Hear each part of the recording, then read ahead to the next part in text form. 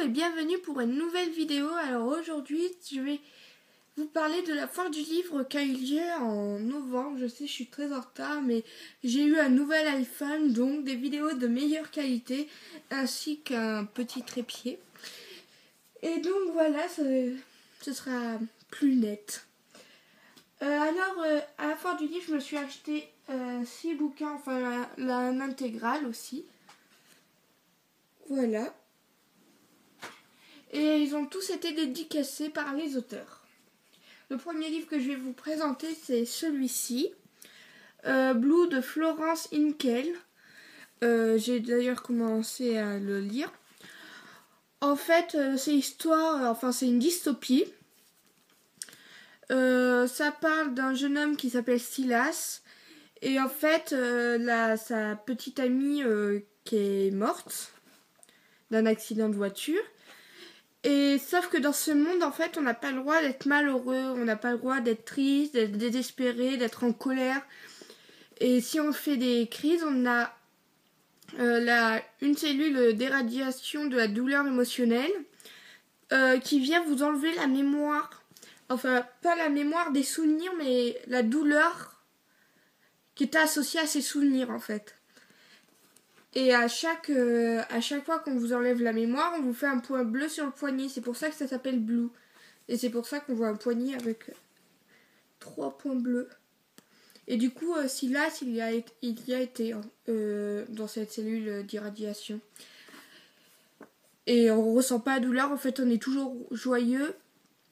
Et les points bleus, là, ça peut même être un critère pour avoir un travail. Si on n'en a pas assez, on peut ne pas être pris dans un travail. Et j'aime beaucoup les dystopies, alors je me suis fait un plaisir de l'acheter. Alors d'habitude, j'achète que des livres d'occasion, genre 2-3 euros. Alors là, je dois avouer que là, ça m'a fait 106 euros les 6 livres. Et la dédicace. Regardez. Alors, c'était le 6-11-15. Pour Caroline, je te souhaite une lecture pleine d'émotions colorées. Bisous à toi, Florence Inkel. Donc voilà, je suis super contente de la voir. Et franchement, il y a des livres que j'aime pas parce que, par exemple, c'est écrit trop gros. Là, j'adore la taille de la police. Je suis trop contente. Voilà. Après, je vais vous présenter 3 livres à la fois parce qu'en fait, c'est une trilogie de Vincent Vimino. Celui qui a écrit Les Instants. 1, 2 et 3. Du coup, je me suis acheté les 3. Les Instants, j'ai pas beaucoup lu le résumé, mais je sais que c'est une histoire de personnes qui se transforment en animaux ou je ne sais quoi. Je les ai pas encore lus. Et il m'a fait une dédicace pour chaque livre. Alors, je vais pas vous lire les résumés parce que je pense qu'à peu près tout le monde les connaît. Pas les résumés, mais je veux dire les livres. Et moi, j'ai pas envie de les savoir. Donc, il m'a fait une dédicace. Vous imaginez cette signature sur un chèque? Ça rentre pas, là. Pour Caroline... oh putain, attends. Ah, pour Caroline, en te souhaitant un voyage plein de surprises et...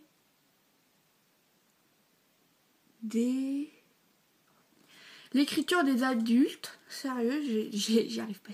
Et des froids. Alors, on est d'accord? Ça pour vous, ça nage. Et bien en fait, non, c'est 2 F. Et des froids sur les pas de Tim et Flira. Flira ou Flora? Flora. Le 7-11-15. En tout cas, j'ai pas beaucoup parlé avec cet auteur, mais il m'a l'air très sympathique. Alors le 2. Comme ça. Pour Caroline, cette fille plus sombre mais illuminée par l'indomptable Flora, belle lecture. Là par exemple, là j'aime pas beaucoup la police. Pour moi c'est écrit trop gros. J'ai l'impression qu'on va arnaquer.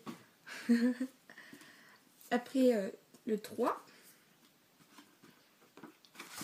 Comme ça. Pour Caroline, la fin, les ultimes révélations et la vérité non. Bon, je sais pas. En te souhaitant beaucoup de voyages dans bien des grandes bibliothèques. Donc, je suis assez contente de l'avoir lu. Et quand j'avais acheté tous ces livres, j'étais allée voir ma prof de CDI pour tout lui montrer. J'avais tout amené, j'avais tout mis dans mon sac de cours. Oui, je suis folle, je sais. Alors après, je vais vous présenter celui-ci. Improbable rédemption, Annette Ciboulette les Foix, thriller fantastique jeunesse, mais vous pouvez barrer le thriller. Hein. De Jean-Luc Philippe Theiss. Enfin, je crois que ça se lit comme ça. Édition du Ver Luisant. En fait, j'ai beaucoup parlé avec cet auteur qui m'a fait à peu près le même discours que tous les adultes, comme quoi après c'est à notre génération de faire les choses. J'ai presque cru que j'étais retour en cours, tu sais. Et en fait, cet auteur adore les chats. Non, mais c'est vrai. Dans tous ses livres, il y a toujours un chat qui a un rôle saugrenu, je dirais. Par exemple, là, c'est l'histoire d'une enquêtrice qui se fait éliminer au premier jour d'une enquête apparemment simpliste pour être tombée dans une affaire d'envergure. Contre toute attente, elle revient régler ses comptes, guidée par un drôle de chat. C'est lui, là.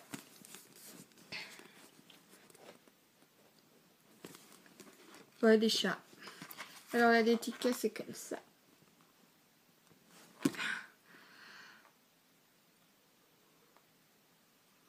Le 7 septembre 2015, pour Caroline, tu t'installes dans cette grande saga. Voilà. Là aussi, je me suis fait arnaquer. Niveau écriture, c'est gros, je trouve. Et après, l'intégrale, celui-ci, de Yves Grevet, Nox, des éditions Syros. Alors, j'ai déjà lu le premier tome. Ouais, j'ai déjà lu le premier tome. Le premier tome, il fait 429 pages. J'ai beaucoup aimé le premier tome, mais j'ai détesté la fin du premier tome. Et c'est pour ça que je mets à peu près pas mal de temps à lire le deuxième, parce que déjà je l'ai pas commencé. Mais en tout cas, j'adore l'histoire. C'est aussi une dystopie, où avec une histoire de riches et de pauvres qui sont séparés. Les riches sont en haut et les pauvres sont en bas. Les pauvres sont obligés de marcher pour faire de l'électricité pour pouvoir s'éclairer. Et comme en bas, il y a en fait... là, vous imaginez que c'est le village des pauvres et le village des riches. Et bien ici, là, juste au-dessus de leur village, il y a un gros nuage noir. C'est la pollution. Et du coup, ils ne voient rien. Et il faut recharger les batteries, c'est pour ça qu'il faut marcher. Et quand leurs batteries sont à plat, ben en fait, ils se guident avec des cordes. Genre, je sais pas, peut-être, je crois que c'est avec le nombre de nœuds. Ou comment il est le nœud. Et en fait, ils savent dans quelle rue ils sont grâce au nœud qui est à la corde, quoi. Et en fait, c'est l'histoire de un héros qui se bat pour...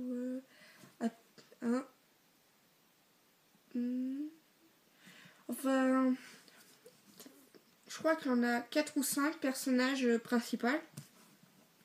C'est un groupe d'amis et une riche. En fait, le groupe d'amis vit... en fait, ils ont... c'est comme dans la vraie vie, quoi. Là, des organisations qui sont pas pour ça et les autres qui sont pas pour ça. Il y en a qui sont pour mélanger les riches et les pauvres, les autres qui sont pas d'accord. Voilà, quoi. Et du coup, en fait, le héros de l'histoire, parce que là, quand même, le héros principal, dans les principales, il a mon... Comment dire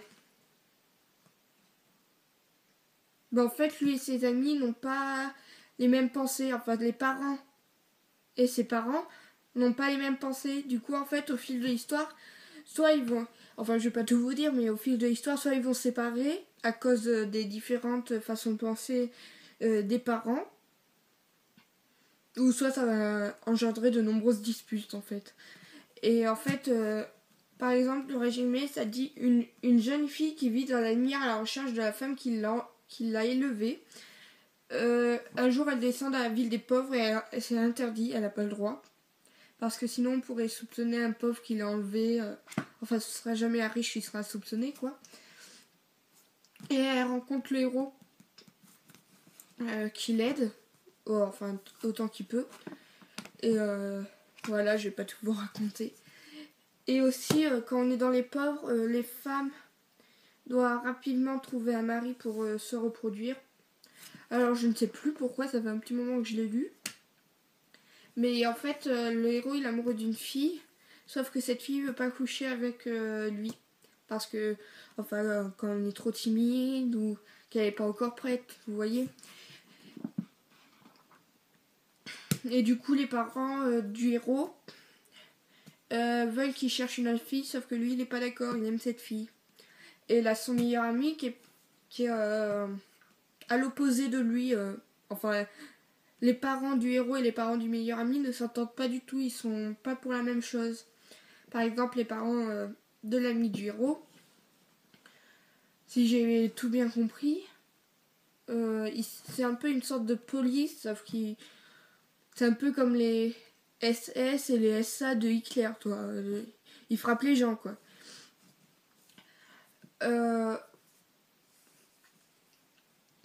Et donc, ça engendre des disputes et en fait l'ami du héros avait trouvé la fille avec qui il allait se marier, sauf qu'il a cru qu'il a une histoire avec le héros qui a fait qu'ils se sont disputés et franchement la fin du premier tome m'a assez énervée parce que c'est nul, quoi.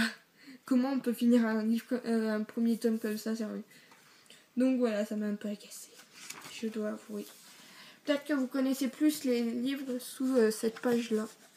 Ça, c'est 1 et ça, c'est le 2. Alors ça c'est juste des petits dessins.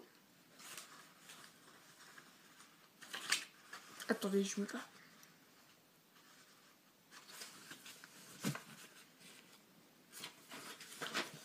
Voilà, Nox. Et là, c'est la dédicace. À Caroline, bienvenue dans la Nox. Mes amitiés. Alors là, je dois avouer que j'ai adoré l'écriture. Je l'ai lu en, je veux dire, ça je l'ai lu en 2-3 jours.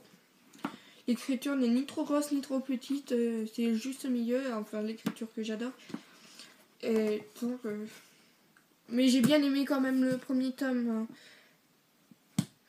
Mais moi j'aime bien quand les héros sont contents et quand les amis restent amis, quoi. Donc voilà. En tout cas, je vous le conseille vivement pour ceux qui aiment les dystopies. Et pour ceux qui ne savent pas ce que c'est une dystopie, c'est une organisation parfaite qui est détruite parfaite d'après les dirigeants, bien sûr. Enfin, et qui est détruite par une personne, par généralement le héros de l'histoire, ou alors l'ami du héros de l'histoire. Ça dépend, mais généralement comme Divergente, Hunger Games, Blue. Je veux dire, la dystopie, le monde parfait, il est brisé, quoi. Donc, voilà. J'espère que cette vidéo vous aura plu et je vous dis à la prochaine. Bye!